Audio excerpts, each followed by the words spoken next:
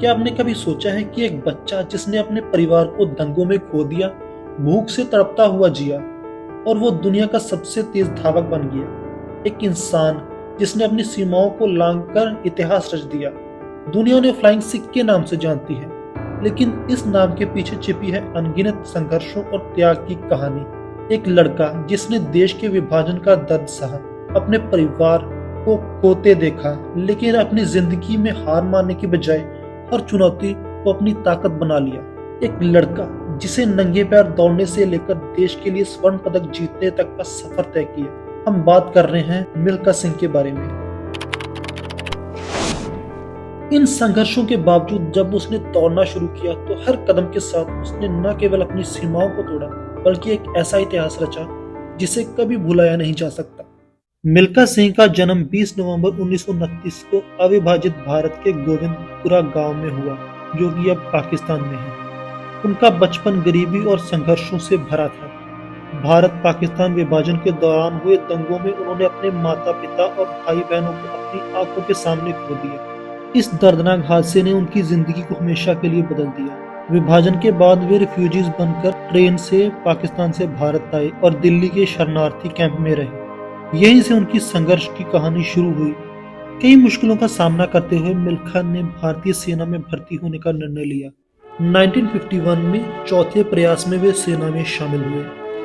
यहीं से उनके दौड़ने की यात्रा शुरू हुई। सेना में उन्हें पहली बार अपनी एथलेटिक्स प्रतिभा दिखाने का मौका मिला। उनकी कड़ी मेहनत और लगन से उन्हें रेजिमेंट के स्पोर्ट्स ट्रायल में जगह दिलाई। उनके कोच ने उनकी क्षमता को पहचाना और उन्हें प्रशिक्षण देना शुरू किया। यही वह मोड़ था जिसने मिल्खा सिंह को एक साधारण सैनिक से अंतर्राष्ट्रीय धावक बना दिया। मिल्खा सिंह का दिन 4 बजे शुरू होता था। वे रोज 20 से 30 किलोमीटर दौड़ते, पहाड़ों पर अभ्यास करते और खुद को मजबूत बनाते। उनकी मेहनत रंग लाने लगी। 1956 में उन्होंने मेलबर्न ओलंपिक में भारत का प्रतिनिधित्व किया। हालांकि वे कोई पदक नहीं जीत पाए, लेकिन इस अनुभव ने उन्हें और बेहतर बनने के लिए प्रेरित किया। उन्होंने फैसला किया कि वे दुनिया के सबसे तेज धावक बनेंगे। 1958 उनके करियर का महत्वपूर्ण वर्ष था। उन्होंने टोक्यो में आयोजित एशियन गेम्स में 200 मीटर और 400 मीटर दौड़ में स्वर्ण पदक जीता। इसके बाद कार्डिफ में हुए कॉमनवेल्थ गेम्स में उन्होंने 400 मीटर में गोल्ड मेडल जीता। ये उपलब्धि हासिल करने वाले वे पहले भारतीय धावक बने। ये उनके करियर का गोल्डन दौर था। 1960 का रोम ओलंपिक उनकी जिंदगी का सबसे बड़ा मौका था। उन्होंने 400 मीटर की दौड़ में हिस्सा लिया, जहां वे स्वर्ण पदक के प्रबल दावेदार माने जा रहे थे। दौड़ के दौरान उन्होंने असाधारण प्रदर्शन किया और मात्र 0.1 सेकंड के अंतर से चौथे स्थान पर रहे। हालांकि वे पदक नहीं जीत सके, लेकिन उनकी यह दौड़ आज भी इतिहास में दर्ज है। उनका समय 45.73 सेकंड था, जो एक भारतीय रिकॉर्ड बना। यह रिकॉर्ड 40 सालों तक नहीं टूटा।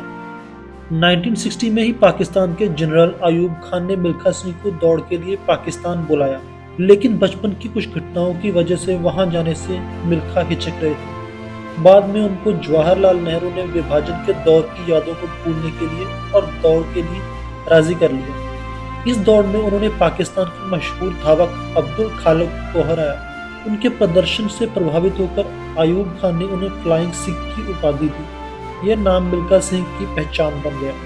इसके अलावा 1962 एशियंस गेम में उन्होंने 400 मीटर की रेस में गोल्ड मेडल जीता और 1964 कोलकाता नेशनल गेम्स में सिल्वर मेडल जीता। उनको 1959 में भारत सरकार द्वारा पद्मश्री से भी सम्मानित किया गया। मिल्खा सिंह ने 1963 में भारतीय वॉलीबॉल टीम की कप्तान निर्मल कौर से शादी की।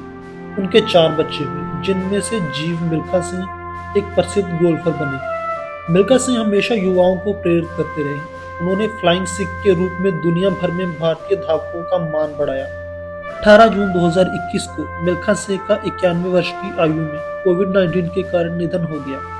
उनकी पत्नी निर्मल कौर भी उसी साल कोविड-19 के कारण चल बसी। मिल्खा सिंह की कहानी आज भी हर भारतीय के लिए प्रेरणा है। उनकी आत्मकथा the race of my life उनकी संघर्ष और सफलता की कहानी को जीवित रखती है। उनके जीवन पर बनी फिल्म भाग मिल्खा भाग ने उनकी कहानी को एक नई पीढ़ी तक पहुंचाया। मिल्खा सिंह ने हमें सिखाया कि परिस्थितियां चाहे कितनी भी कठिन क्यों ना हो, अगर हिम्मत और लगन हो तो हर लक्ष्य को हासिल किया जा सकता है। उनकी कहानी सिर्फ एक धावक की नहीं, बल्कि असीम साहस और प्रेरणा की है। अगर ये कहानी आपको प्रेरित करती है तो इस वीडियो को लाइक और शेयर करें और चैनल को सब्सक्राइब करना ना भूलें।